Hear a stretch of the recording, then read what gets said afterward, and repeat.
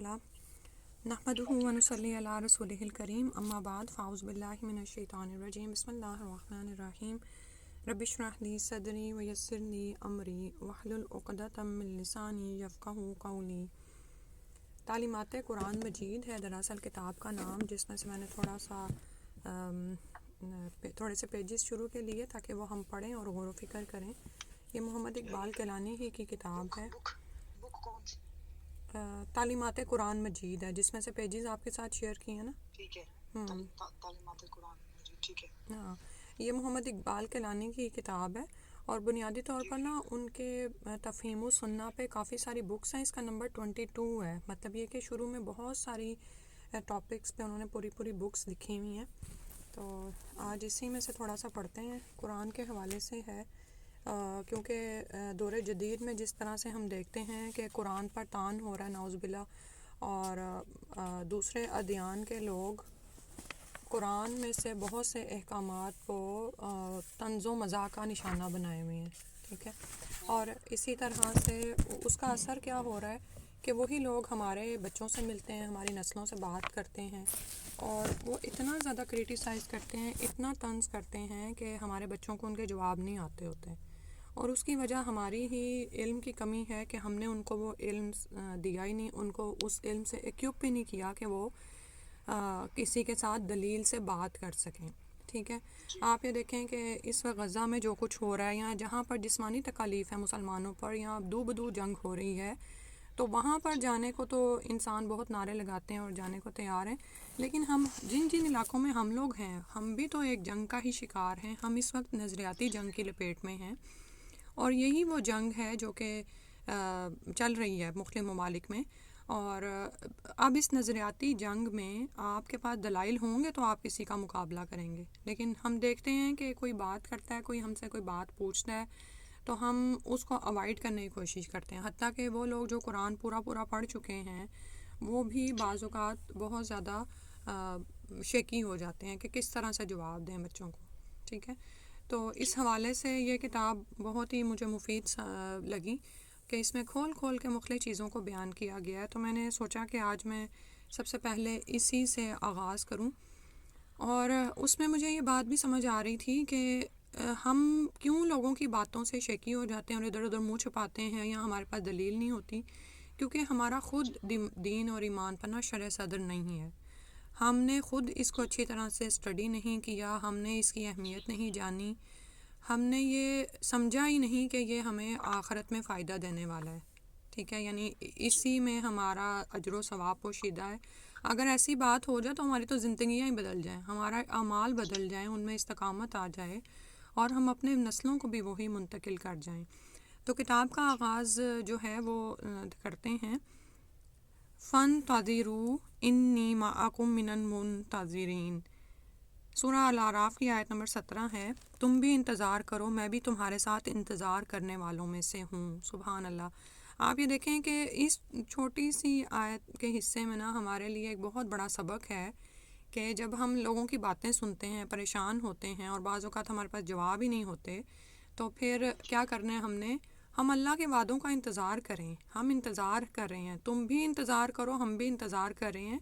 तो जो हमारे और तुम्हारे दरमियान इख्तलाफात हैं, यानी तुम कहते हो कि तुम सच्चे दीन पर नहीं हो, तुम्हारी किताब झूठी है, या ये कि मोहम्मद सल्लल्लाहु अलैहि वसल्लम नाउज़ुबिल्लाह झूठे थे, जादूगर थे, तो इन तमाम इख्तलाफात का फ़ैसला तो क़यामत वाले दिन हो जाना है। तो हम उस दिन का ही इंतज़ार कर रहे हैं, और हम तुमसे एक बहस मुबाहसा करेंगे, हम तुम्हें दलीलें भी देंगे इंशाल्लाह। हमें यानी ख़ुद को इक्विप करना है इन तमाम चीज़ों से, अपनी नस्लों को भी, ताकि ये लोगों के सामने एक चीज़ तो रख सकें ना। ठीक है, उनको बता तो सकें, और उसके बाद अगर कोई नहीं मानता तो हम परेशान नहीं हैं, क्योंकि हम अपने रब के वादों पर यकीन रखते हैं, और हम उस दिन का इंतज़ार कर रहे हैं जब इन तमाम इख्तलाफात का फ़ैसला हो जाएगा। तो वो कहते हैं कि हर तरह की हम्दो सना अल्लाह रब्बुल आलमीन के लिए है। हम उसी की हम्द करते हैं, उसी से मदद तलब करते हैं, उसी के हजूर अपने गुनाहों की माफ़ी मांगते हैं, अपने नफ्स के शर और अपने बुरे अमाल से अल्लाह ताला की पनाह तलब करते हैं। जिसे अल्लाह हदायत दे उसे कोई गुमराह करने वाला नहीं, और जिसे अल्लाह गुमराह करे उसे कोई हदायत देने वाला नहीं। और मैं गवाही देती हूँ कि अल्लाह के सिवा कोई इलाह नहीं, وہ ایک ہے، اس کا کوئی شریک نہیں، اور میں گواہی دیتی ہوں کہ محمد صلی اللہ علیہ وآلہ وسلم اس کے بندے اور رسول ہیں۔ اما بعد، اس کے اما بعد بعد کا مطلب کیا ہوتا ہے؟ اس کے بعد، یعنی کہ اس کے بعد۔ اچھا یعنی شروع میں آپ اللہ سبحانہ و تعالیٰ کی حمد و ثنا بیان کرتے ہیں نا، اس کے بعد آپ اپنی بات کا آغاز کرتے ہیں، اور اپنی بات کا آغاز بھی قرآن کی آیت سے ہی انہوں نے کیا ہے۔ سورہ ابراہیم آیت نمبر 1 ہے، ارشاد باری تعالیٰ ہے کتاب انزلناہ الیک لتخرج الناس من الظلمات الی النور باذن ربہم الی صراط العزیز الحمید۔ اے نبی صلی اللہ علیہ وآلہ وسلم، یہ قرآن ایک کتاب ہے جو ہم نے تمہاری طرف نازل فرمائی ہے تاکہ تم لوگوں کو ان کے رب کی توفیق سے تاریکیوں سے نکال کر روشنی کی طرف لاؤ، اس راستے کی طرف جو غالب اور تعریف کے لائق ذات کا راستہ ہے۔ بس اللہ تعالیٰ کے نازل کردہ قرآن مجید کے تمام احکام تاریکی سے نکالنے والے اور روشنی عطا کرنے والے یا روشن خیال بنانے والے ہیں۔ ٹھیک ہے، اس میں آپ کے ساتھ 2 پیجز اور انشاءاللہ شیئر کرتی ہوں۔ یہ بھی قرآن کی مختلف آیات ہی انہوں نے لی ہیں، اور بنیادی طور پر قرآن کے جو احکامات ہیں ان کے لیے انہوں نے ایک اور یہ جو لا رہی جب، یہ کیا چیز ہے؟ نہیں، اس سے پہلے میں آپ کے ساتھ شیئر کر رہی ہوں بس 2 پیجز۔ اچھا جی، ٹھیک ہے۔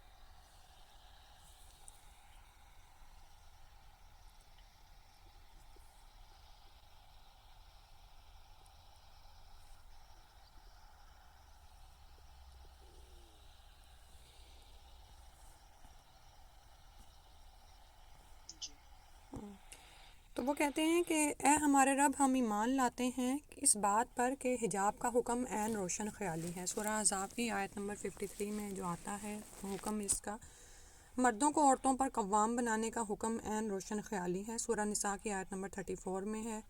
یعنی یہ وہ باتیں وہ لے کر آ رہے ہیں جو کہ ہمارے اداروں میں ہمارے بچوں کو سہنی پڑتی ہیں، سننی پڑتی ہیں، کہ یہ کیا تم 1400 سال پہلے کا دین ہے اور اس کو تم اس طرح فالو کر رہے ہو، اور حجاب تم تو حجابی بن گئی ہو، اور بلی کرتے ہیں لوگ۔ ٹھیک ہے، اسی طرح دوسری بات جو انہوں نے کہی کہ مردوں کو عورتوں پر قوام بنانے کا حکم عین روشن خیالی ہے، یہ کہاں سے ہے آپ کے؟ اور مردوں کو عورتوں پر ایک درجہ حاصل ہے۔ ٹھیک ہے، اب اس بات کو ہی لے کر ہماری عورتوں کو کس طرح یہ لوگ بہکاتے ہیں اور ان کو روشن خیالی کے چکروں میں گھروں سے نکالتے ہیں۔ پھر اس کے بعد ہے قانون تعدد ازواج عین روشن خیالی ہے، نہیں اس کے اوپر والا ہے قوانین حدود پر عمل عین روشن خیالی ہے۔ حدود ہوتی ہیں یہ جو گناہ کبیرہ پر حدود نافذ کی گئی ہیں نا، یعنی چوری پر ہاتھ کاٹ دینا، غیر شادی شدہ زانی کو کوڑے مارنا، یا شادی شدہ زانی کو رجم کر دینا، اور اسی طرح قصاص میں قتل کا بدلہ قتل ہے۔ ٹھیک ہے، اور فدیت بھی ہے۔ ٹھیک ہے، تو اس کو بھی آپ یہ دیکھیں کہ بہت زیادہ کرٹیسائز کیا جاتا ہے۔ سورہ المائدہ کی آیت نمبر 33 میں آتا ہے، اور سورہ نور کی آیت نمبر 2 اور 4 میں۔ پھر ہے قانون تعدد ازواج عین روشن خیالی ہے، سورہ نساء کی آیت نمبر 33۔ اللہ سبحانہ و تعالیٰ نے مرد کو اجازت دی ہے 1، 2، 3 اور 4 تک کرنے کی۔ قانون قصاص عین روشن خیالی ہے، یہ بھی جیسے میں نے بتایا کہ جو ہمارے گناہ کبیرہ پر حدود ہیں ان کو یہ تعان کرتے ہیں۔ یہود و نصارہ سے دوستی نہ کرنے کا حکم عین روشن خیالی ہے، سورہ نساء کی آیت نمبر 144 ہے، اور یہ اللہ سبحانہ و تعالیٰ نے ہمیں قرآن میں واضح طور پر فرمایا یہ تمہارے دوست کبھی نہیں ہو سکتے، ان سے دوستی نہیں کرنی۔ ہاں، کاروباری معاہدے یا جو باقی چیزیں نبی صلی اللہ علیہ وسلم کی سنت سے ہمیں ثابت ہیں وہ ہم کریں گے، لیکن دوستی یعنی ایک دلی تعلق ان سے قائم نہیں کرنا۔ اسی طرح اسلام دشمن کفار کے خلاف جہاد کا حکم عین روشن خیالی ہے۔ جب اگر وہ نہیں مانتے اور الٹا وہ دین کے راستوں کو روک رہے ہیں اور لوگوں کو گمراہیوں کی طرف لے جا رہے ہیں، اندھیروں کی طرف لے جا رہے ہیں، تو ظاہر ہے جہاد بھی ہوگا، لیکن اس کو آج کے دور میں پھر یہ دہشت گردی کہتے ہیں۔ پھر حرمت موسیقی کا حکم عین روشن خیالی ہے۔ سورہ لقمان کی آیت نمبر 6-7 سے ہمیں پتہ چلتا ہے اللہ سبحانہ و تعالیٰ نے واضح طور پر اس سے منع فرمایا ہے، اور یہ شیطان کا باجا ہے، لیکن اب اس کو تہذیب کے نام پر، ماڈرنزم کے نام پر عام کیا جا رہا ہے۔ ہاں، بدل کے ہاں، اور داڑھی رکھنے کا حکم عین روشن خیالی ہے، اب اس پہ بھی تعان ہوتی ہے، لیکن اے جدید روشن خیالی کے علم برداروں، اب وہ یہ کہہ رہے ہیں کہ جس طرح دنیا میں اس وقت ہو رہا ہے کہ ماڈریٹ اسلام کا پرچم بلند کرنے والوں، اب انہوں نے صرف ان لوگوں کو یعنی کہ جواب نہیں دیا جو کہ نان مسلمز ہیں، بلکہ وہ لوگ بھی جو مسلمانوں کے بھیس میں منافقین ہیں، یا یہ کہ یعنی جن کا ایمان ابھی کم ہے اور وہ صرف لا الہ الا اللہ پڑھے ہوئے ہیں، وہ پھر دوسروں کی باتوں میں آ کر ایسی باتیں کرتے ہیں کہ ماڈریٹ اسلام ہے کوئی۔ اب وہ کیا ہے کہ لبرزم کی بات کرنے والا تمہارے نزدیک حجاب کا حکم پسماندگی کی علامت ہے، یعنی وہ یہ سمجھتے ہیں کہ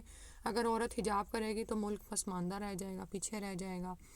مردوں کو عورتوں پر قوام بنانے کا حکم آزادی نسواں کے خلاف ہے، یعنی عورتوں کو بہکانا کہ مردوں کو تم پر قوام بنایا گیا ہے تو یہ تمہاری آزادی کے خلاف ہے۔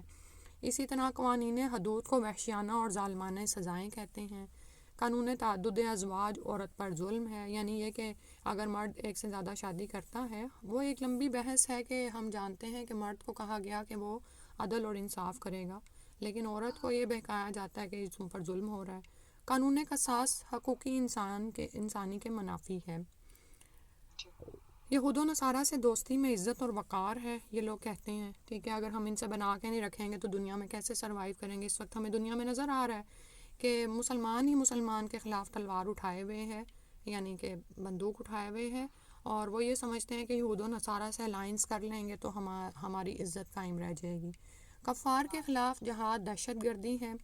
گانا بجانا اور موسیقی روح کی غذا ہے، نعوذ باللہ من ذالک، اور یہ ہم دیکھتے ہیں کہ اتنا عام ہو گیا ہے کہ ایون آپ جب مسلم ریسٹورینٹس میں جاتے ہیں، مسلمانوں کی شادیوں میں جاتے ہیں، آپ کے لیے بچنا مشکل ہو جاتا ہے کہ جب آپ ان چیزوں کو چھوڑنا چاہ رہے ہیں۔ اسی طرح مجھے حیرت ہوتی ہے کہ یعنی کہ پوری حکومتی سطح پر یہ ہو رہا ہے، اور یعنی کہ آپ کسی بھی چاہے مسلم ایئر لائن میں سفر کریں تو جہاز بلند ہوتا ہے، جہاز اترتا ہے تو میوزک ہی میوزک چل رہا ہوتا ہے۔ مجھے تو سمجھ نہیں آتی ہم کہاں جا رہے ہیں۔ اللہ سبحانہ تعالیٰ ہم پر رحم فرما دے۔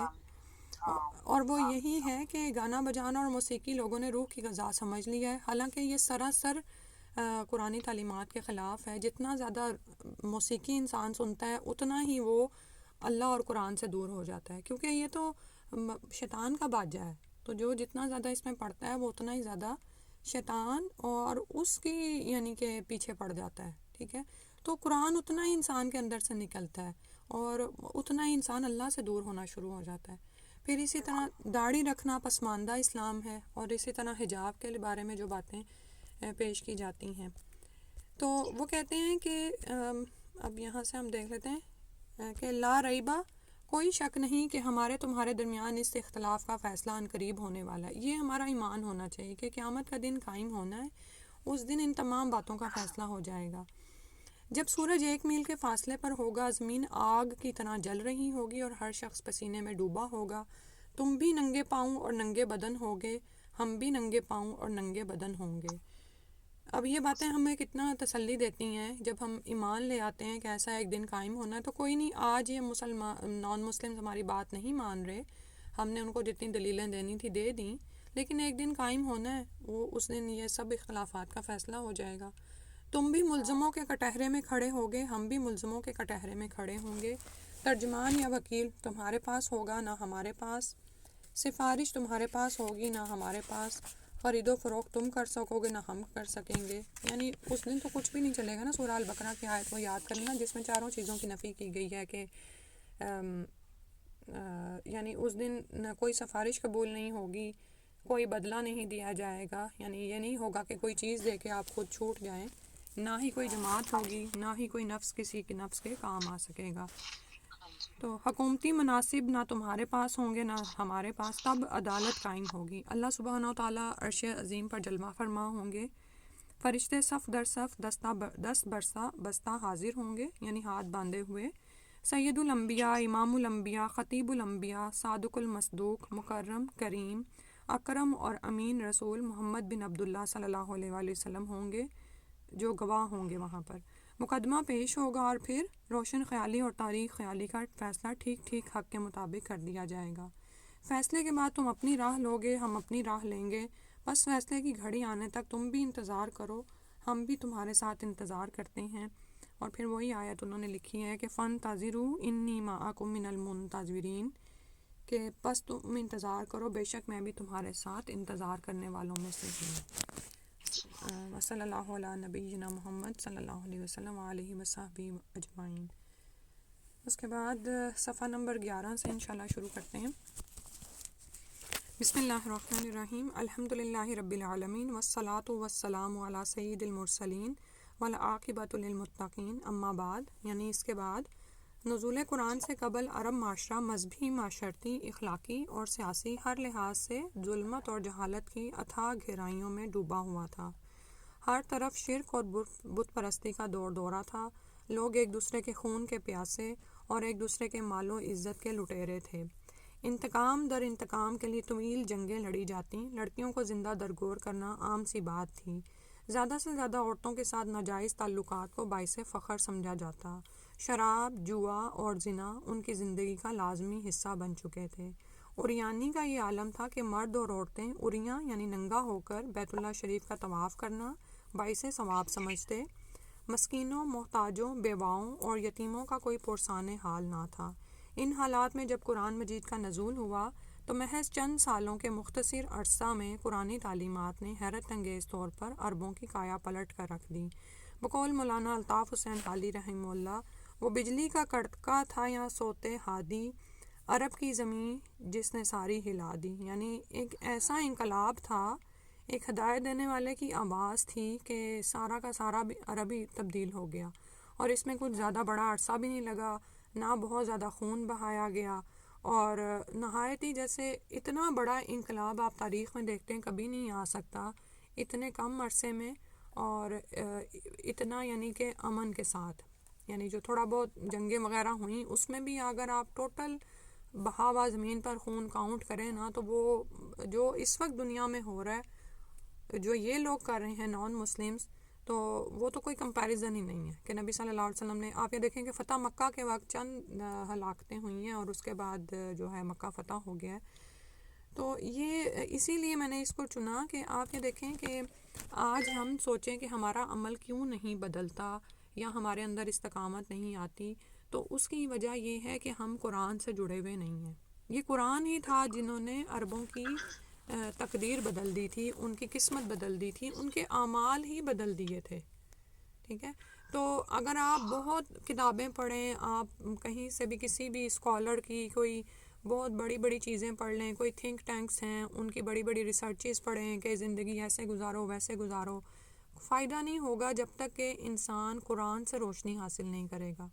جو قرآن سے منور نہیں ہے نا، اس کے پاس سمجھے کچھ بھی نہیں ہے۔ بہت زیادہ ساری دنیا کے علوم بھی اگر کسی نے لے لیے ہیں اور اس کو پتہ ہے کہ مجھے خود کو کیسے فٹ رکھنا ہے جسمانی لحاظ سے، ذہنی لحاظ سے، روحانی، لیکن اگر اس کے پاس قرآن نہیں ہے نا تو اس کے پاس کچھ بھی نہیں ہے، وہ زیرو ہے، وہ بالکل بھی کامیاب نہیں، نہ اس دنیا میں اور نہ ہی آخرت میں۔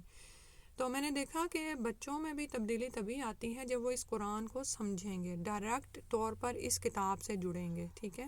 یعنی ٹھیک ہے ہم لوگ بچوں کو اسلامیات پڑھاتے ہیں، دینیات پڑھاتے ہیں، اور اس میں قرآن ہی سے اسباق لیے جاتے ہیں، لیکن جب تک آپ بچوں کو ڈائریکٹ آیتوں سے نہیں جوڑیں گے، ان کا ترجمہ نہیں بتائیں گے، کیونکہ یہ قرآن ہی تھا جس نے صحابہ کی زندگی بدل دی تھی۔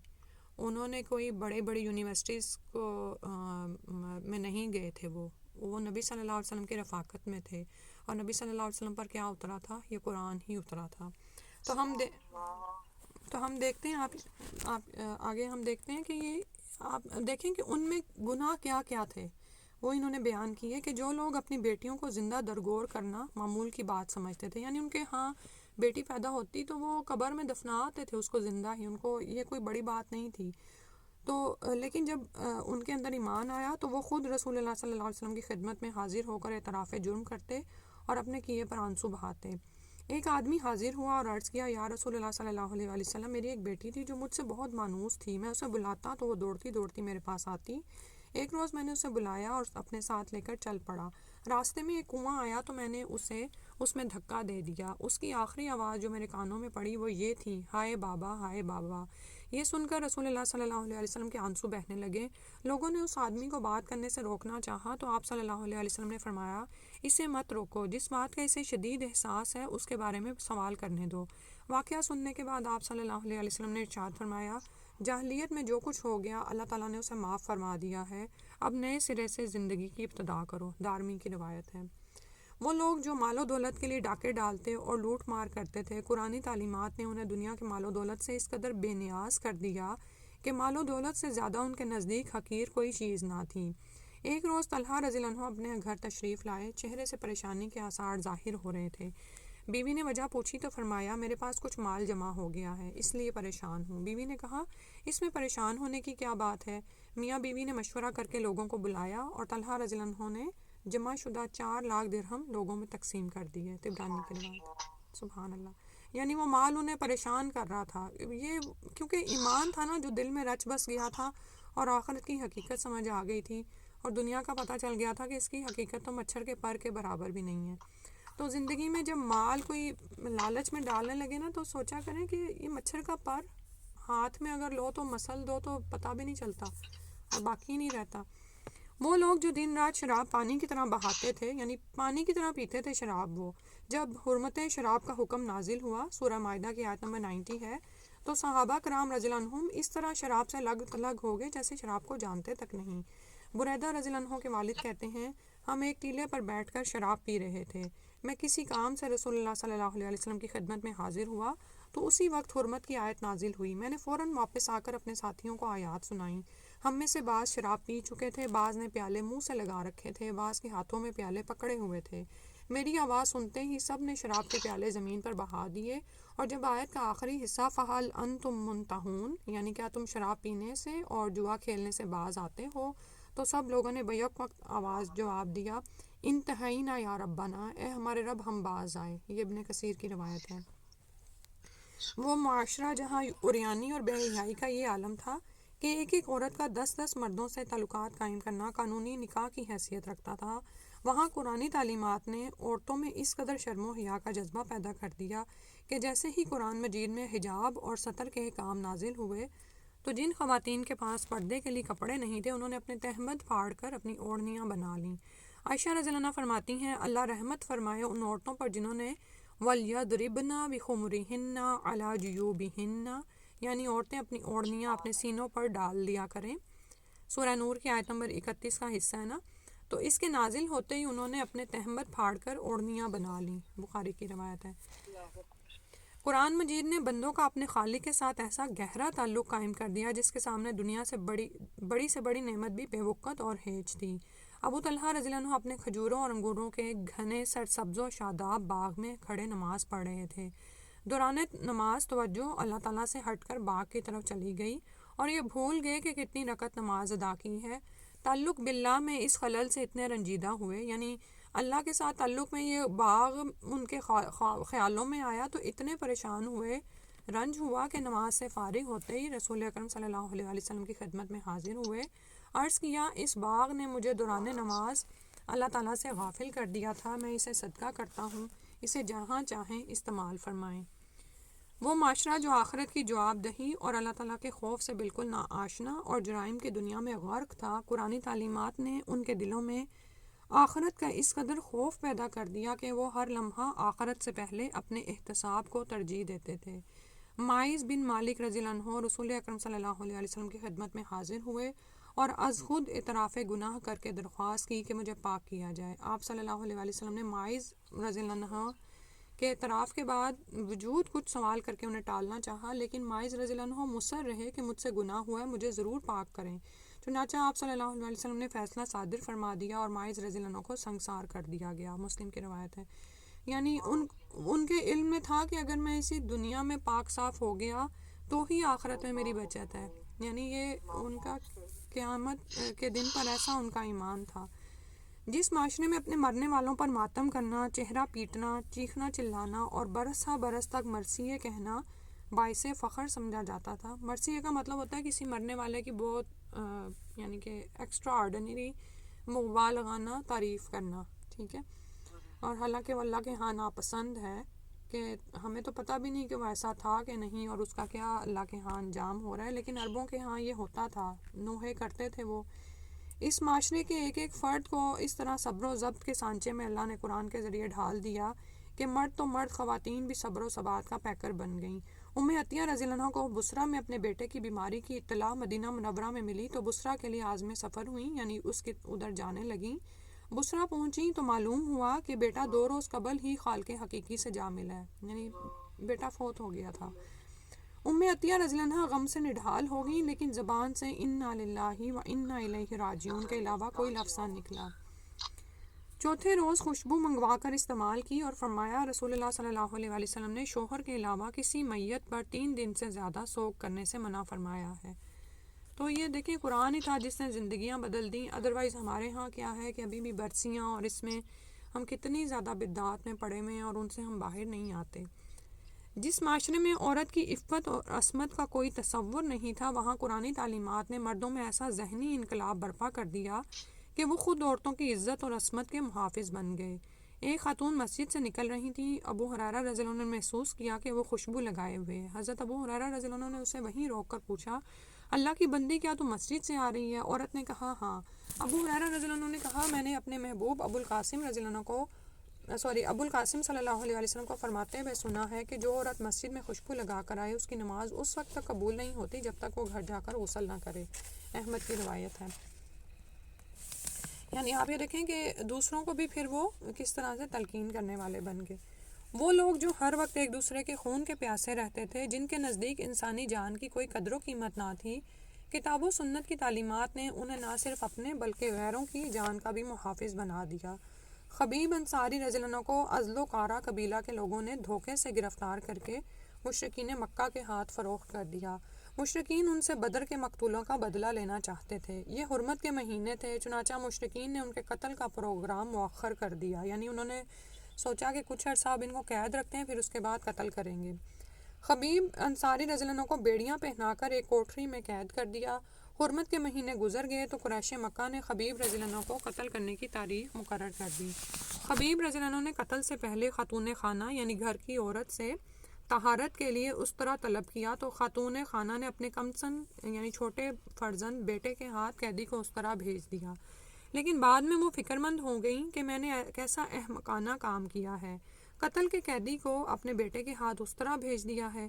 خاتون خانہ پریشانی کی حالت میں بھاگتی ہوئی آئیں تو دیکھا کہ خبیب رضی اللہ عنہ استرا اپنے ہاتھ میں لیے بچے سے پوچھ رہے تھے، بیٹا کیا تیری ماں کو تیرے ہاتھ استرا بھیجتے ہوئے مجھ سے خوف نہیں آیا؟ خاتون خانہ نے فوراً اسی اضطرابی کیفیت میں کہا، اے خبیب میں نے یہ بچہ تیرے پاس اللہ کی امان میں بھیجا ہے۔ خبیب رضی اللہ عنہ بچے کی والدہ کی گھبراہٹ کو بھانپ کے فرمانے لگے، فکر نہ کرو، میں اس معصوم بچے کو قتل نہیں کروں گا، ہمارے دین میں ظلم اور عہد شکنی جائز نہیں۔ جس شخص کو اگلے روز ظلماً قتل ہونا تھا، خود اس نے کسی کو ظلماً قتل کرنا گوارا نہ کیا۔ سبحان اللہ۔ وہ لوگ جو زمانہ جاہلیت میں حلال و حرام میں کوئی تمیز نہیں کرتے تھے، قرآن مجید کی تعلیمات نے انہیں امانت اور دیانت کے ایسے مرتبہ پر فائز کر دیا کہ رزق حرام کی ایک پائی تک کسی سے لینے کے روادار نہیں تھے۔ سعد بن عبادہ رضی اللہ عنہ کو رسول اکرم صلی اللہ علیہ وسلم نے کسی قبیلے سے زکوٰۃ وصول کرنے کے لیے عامل مقرر فرمایا اور ساتھ نصیحت فرمائی، دیکھو قیامت کے روز ایسا نہ ہو کہ تمہاری گردن یا پیٹھ پر زکوٰۃ یعنی زکوٰۃ میں خیانت کرنے پر اونٹ بلبلا رہا ہو۔ سعد بن عبادہ رضی اللہ عنہ نے عرض کیا، یا رسول اللہ صلی اللہ علیہ وسلم، میں اس سے کام سے معذرت چاہتا ہوں، یعنی آپ کسی اور کو عامل مقرر فرما دیں۔ سبحان اللہ۔ آج آپ یہ دیکھیں کہ ہم ذمہ داریاں اٹھانے کے لیے کس طرح سے آگے ہوتے ہیں نا، ہمیں اتھارٹی اور اقتدار کی کتنی طلب اور ہوس ہے، اور یہاں پر ہمیں کیا نظر آ رہا ہے کہ نبی صلی اللہ علیہ وسلم نے ان کو زکوٰۃ کے عامل کے طور پر مقرر فرمایا ہے، لیکن ساتھ میں نصیحت کی کہ ایسا نہ ہو کہ خیانت میں کوئی تم اونٹ لے لو، کیونکہ آپ جانتے ہیں نا کہ جانوروں کی زکوٰۃ جانوروں میں سے ہی نکالی جا سکتی ہے، تو اگر وہ بیت المال میں جمع نہیں کراتا عامل اور وہ اپنے پاس رکھتا ہے تو یہ خیانت کرتا ہے، ٹھیک ہے، کیونکہ وہ زکوٰۃ کا مال ہوتا ہے۔ تو انہوں نے کہا ایسا نہ ہو کہ وہاں پر قیامت والے دن تم کسی ایسے اونٹ کو لے کر آؤ، تو انہوں نے کہا اگر ایسا ہی رسک ہے اس میں تو میں اس کام سے معذرت چاہتا ہوں، ایسا نہ ہو مجھے لالچ آئے اور میں پھنس جاؤں اس کام میں۔ سبحان اللہ۔ تو آپ صلی اللہ علیہ وسلم نے ان کی جگہ کسی دوسرے آدمی کو عامل مقرر فرما دیا۔ طبرانی کی روایت ہے۔ جس معاشرے میں برسوں سے خود غرضی، بے رحمی اور لوٹ کھسوٹ کا چلن عام تھا، کتاب و سنت کی تعلیمات نے اس معاشرے کو چند سالوں کی مختصر مدت میں ہمدردی، خیرخواہی، ایثار اور قربانی کے انمول سانچے میں ڈھال دیا۔ اب یہ دیکھیں یہی چیزیں ہمارے معاشرے سے نکلتی چلی جا رہی ہیں، ہمیں دوسروں سے ہمدردی نہیں ہے، ہم دوسروں کی بھلائی نہیں چاہتے، حتیٰ کہ آپ یہ دیکھیں کہ ایک مسلمان کے اندر تو غیر مسلم کے لیے بھی خیر خواہی ہوگی نا۔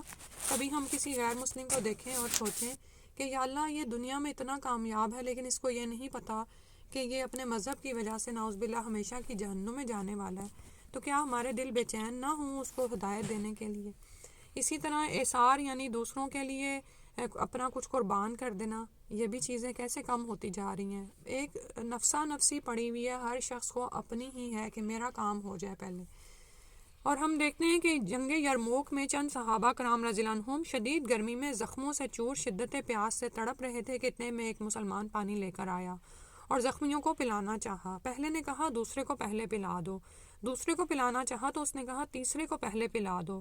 پانی پلانے والا ابھی تیسرے تک نہیں پہنچا تھا کہ پہلا شہید ہو گیا، تب وہ دوسرے کے پاس پہنچا تو وہ بھی اپنے مالک کے حضور پہنچ چکا تھا، اور جب تیسرے کے پاس آیا تو وہ بھی پانی پیے بغیر اپنے اللہ کو پیارا ہو چکا تھا۔ یہ ابن کثیر کی روایت ہے۔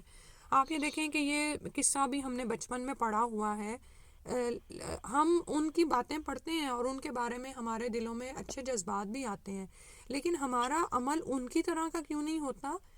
کیونکہ ہم نے تربیت اور تزکیہ اپنا وہاں سے نہیں کیا جہاں سے صحابہ کا ہوا تھا۔ ان کی تربیت اور ان کا تزکیہ نبی صلی اللہ علیہ وسلم کی صحبت میں اور قرآن کے ذریعے ہوا تھا۔ قرآن کی ایک ہی آیت اگر انسان سمجھ کے پڑھے تو وہ زندگی بدلنے کے لیے کافی ہے۔ آپ یہ دیکھیں کہ انسان کی ہدایت کے لیے اگر سورۃ العصر ہی نازل ہو جاتی تو کافی تھی، تو ہم سورہ عصر پڑھتے ہیں، بچوں کو رٹواتے بھی ہیں، لیکن ہم انہیں سمجھاتے نہیں ہیں کہ اس کا مطلب کیا ہے۔ تو اللہ تعالیٰ سے دعا ہے کہ ہم خود بھی اس قرآن کو سیکھیں اور ضرور ٹارگٹ کریں کہ اپنی زندگی میں جتنے لوگوں کو قرآن سمجھا سکیں سمجھائیں۔ امر واقعہ یہ ہے کہ قرآن مجید نے انتہائی مختصر مدت میں عقیدہ توحید کے ساتھ ساتھ سیرت اور کردار کے اعتبار سے ایک ایسا عظیم الشان انسان تیار کیا جس کی تاریخ میں مثال نہیں ملتی۔ بس یوں سمجھ لیجئے کہ قرآنی تعلیمات نے 23 برس کی قلیل مدت میں کوئلے کو کندن بنا دیا۔ اللہ تعالیٰ نے قرآن مجید کے نزول کا مقصد ان الفاظ میں بیان فرمایا ہے، کتاب انزلناہ الیک لتخرج الناس من الظلمات الی النور باذن ربہم الی صراط العزیز الحمید۔ ترجمہ ہے، یہ کتاب ہم نے تیری طرف اس لیے نازل کی ہے تاکہ تو لوگوں کو ان کے رب کی توفیق سے تاریکیوں سے نکال کر روشنی کی طرف لائے، اس ذات کے راستے پر جو غالب اور حمید کا راستہ ہے۔ سورہ ابراہیم کی آیت نمبر 1 ہے۔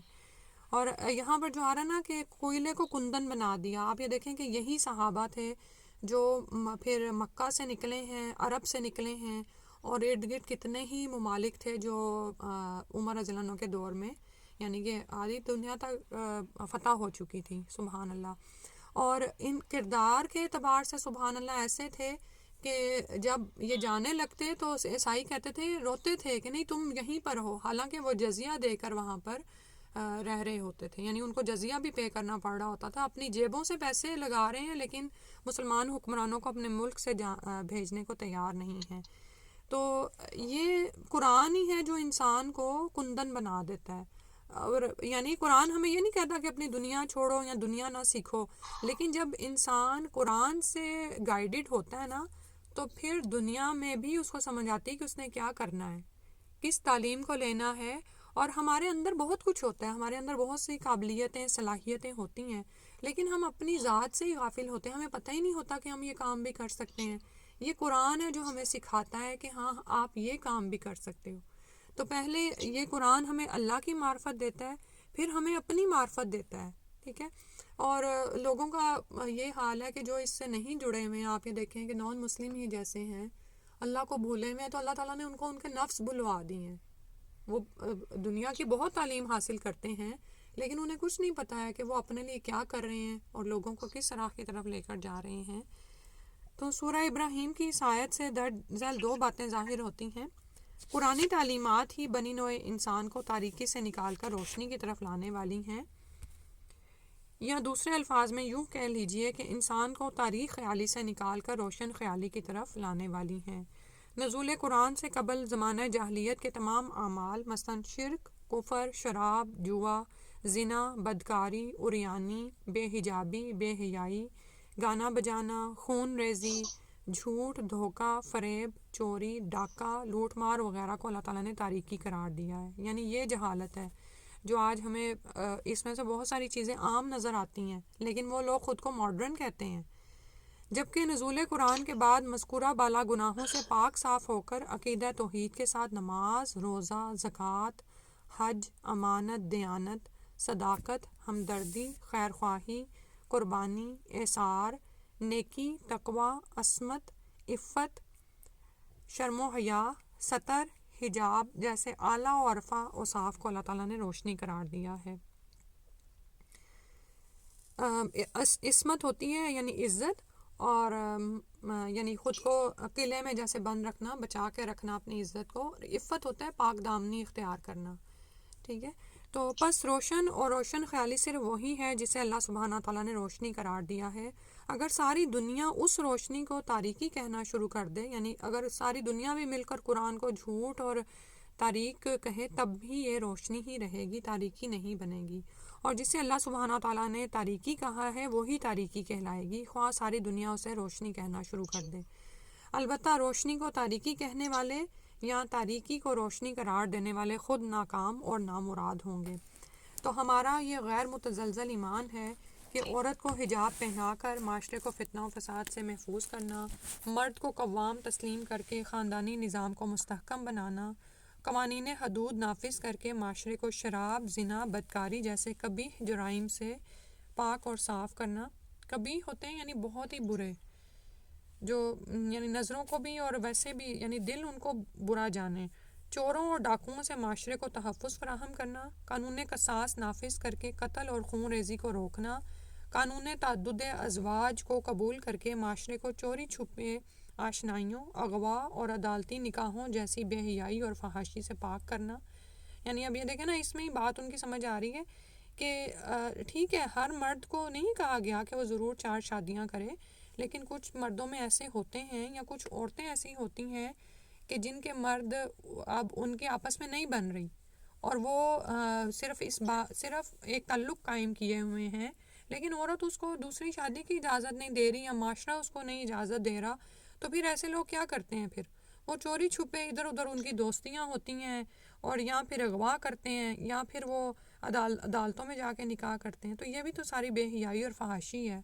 یعنی اللہ کے ایک حکم کا انکار کر کے ہم معاشرے میں اور کتنی ہی چیزوں کو قبول کر لیتے ہیں اور آنکھیں بند کر لیتے ہیں اس کی طرف سے، نعوذ باللہ.